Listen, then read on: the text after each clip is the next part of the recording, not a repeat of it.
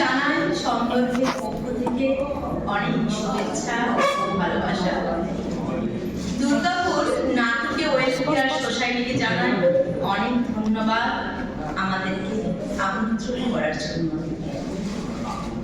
আমাদের আজকের নিবেদনে কবিগুরু রবীন্দ্রনাথ ঠাকুরের লেখা পুনশ্চ কাব্যগ্রন্থ থেকে নেওয়া সূচি কবিতাটি। নিবেদনে রয়েছি জয়শ্রী ভট্টাচার্য, জয়ন্তী ভট্টাচার্য, রিম্পা মাঝি এবং আমি চিত্রা কুন্ডু। শুরু করছি আজকের নিবেদন। রামানন্দ পেলেন গুরুর পথ, সারাদিন তার কাটে জপে তপে।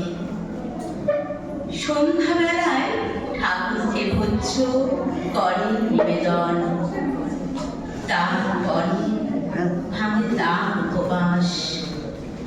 যখন অন্তরে পান ঠাকুরের প্রসাদ। সেদিন মন্দিরে উৎসব, রাজা এলেন, রানী এলেন, এলেন পণ্ডিতেরা দূর দূর থেকে, এলেন নানা চিহ্নধারী, নানা সম্প্রদায়ের ভক্তদল। সন্ধ্যাবেলায় স্নান শেষ করে রামানন্দ দিলেন ঠাকুরের পায়ে। প্রসাদ নামল না তার অন্তরে, আহার হলো না সেদিন। এমনই যখন দুই সন্ধ্যা গেল কেটে, হৃদয় রইল শুষ্ক হয়ে। গুরু বললেন মাটিতে ঠেকিয়ে মাথা, ঠাকুর, কি অপরাধ করেছি?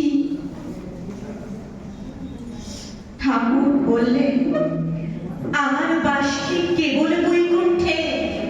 সেদিন আমার মন্দিরে যারা প্রবেশ পায়নি, আমার স্পর্শ যে তাদের সর্বাঙ্গে।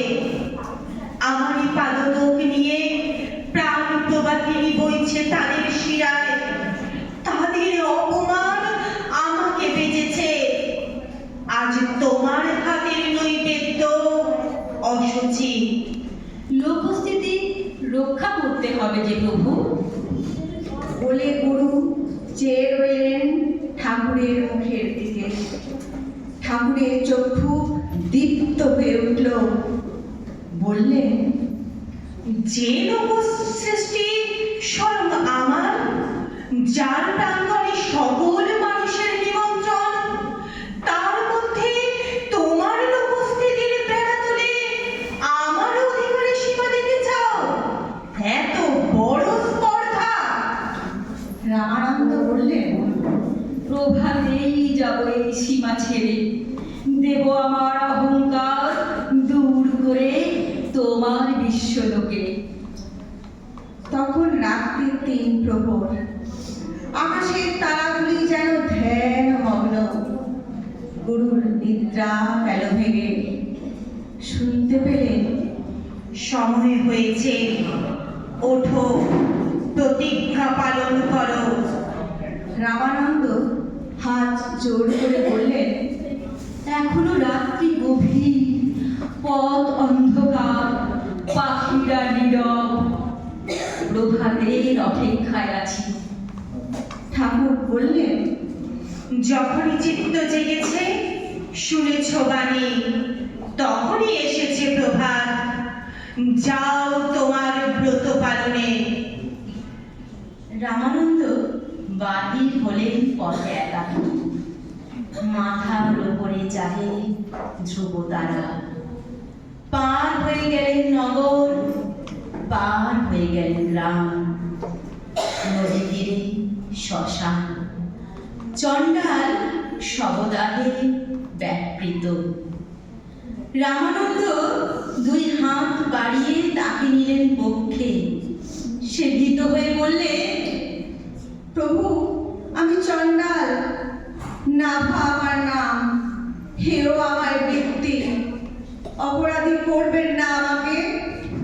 গুরু বললেন, অন্তরে আমি মৃত, অচেতন আমি, তাই তোমাকে দেখতে পাইনি এতকাল, তাই তোমাকেই আমার প্রয়োজন।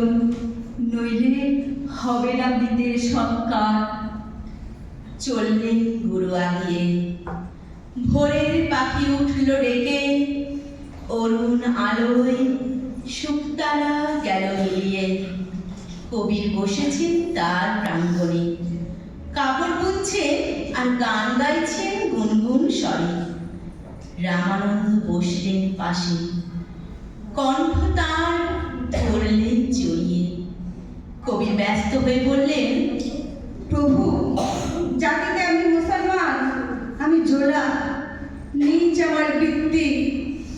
রামানন্দ বললেন, এতদিন তোমার সঙ্গ পাইনি বন্ধু, তাই অন্তরে আমি নগ্ন, চিত্ত আমার ধুলাই মলি। আজ আমি পরব সূচি বস্ত্র তোমার হাতে, আমার লজ্জা যাবে দূর হয়ে। শিষ্যরা খুঁজতে খুঁজতে এলো সেখানে, ধিক্কার দিয়ে বললে, এ কি করলেন প্রভু? রামানন্দ বললেন, আমার ঠাকুরকে এতদিন যেখানে হারিয়েছিল, আজ তাকে সেখানে পেয়েছি খুঁজে। সূর্য উঠল আকাশে, আলো এসে পড়ল গুরুর আনন্দিত মুখে।